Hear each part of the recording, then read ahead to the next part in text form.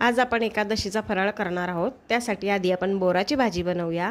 बोराची भाजी बनवण्यासाठी गरम पाण्यात बोरं 3 ते 4 तास भिजत घालायची आहे।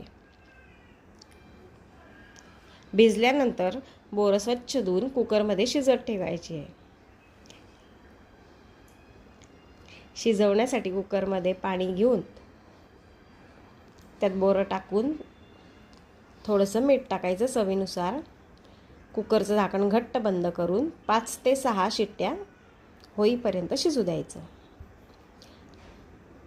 तोपर्यंत आपण भगरचा भात करायला घेऊया। त्यासाठी जिरं, हिरवी मिरची आणि भगर स्वच्छ धुवून पाण्यामध्ये भिजत ठेवली 2-3 मिनिटांसाठी।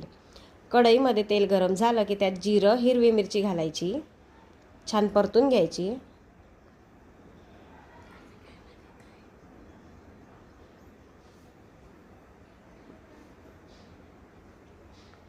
परतल्यानंतर त्यात पाणी टाकायचं।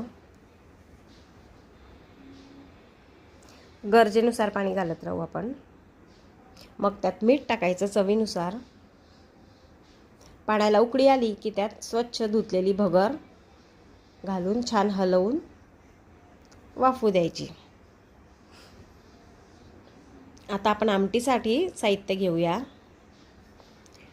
भगर झाली का नाही ते पाहून घेऊ, आधी चेक करू थोडंसं आणि बारीक मंद आचेवर झाकण ठेवून भगर होऊ देऊ।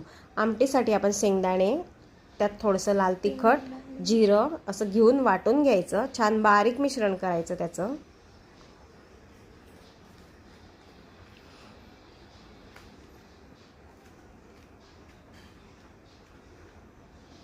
दुसऱ्या गॅसवर आपण आमटीसाठी कढई ठेवूया।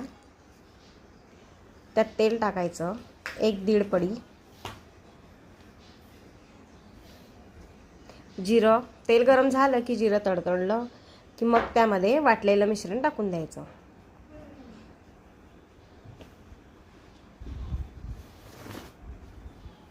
मस्त तेल सुटेपर्यंत परतून घ्यायचं।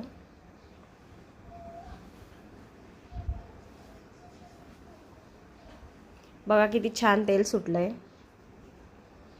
मग त्यामध्ये चिंच टाकायची आणि थोडं पाणी ॲड करून परतायचं। आता पाणी आपल्याला जसं पाहिजे तसं त्याप्रमाणे टाकू शकतो आपण। जास्त घट्ट पण नको आणि जास्त पातळ पण नको। आपल्याला ती भगरवरती टाकून खायची आहे, त्याप्रमाणे आपण पाणी त्यात ॲड करू शकतो।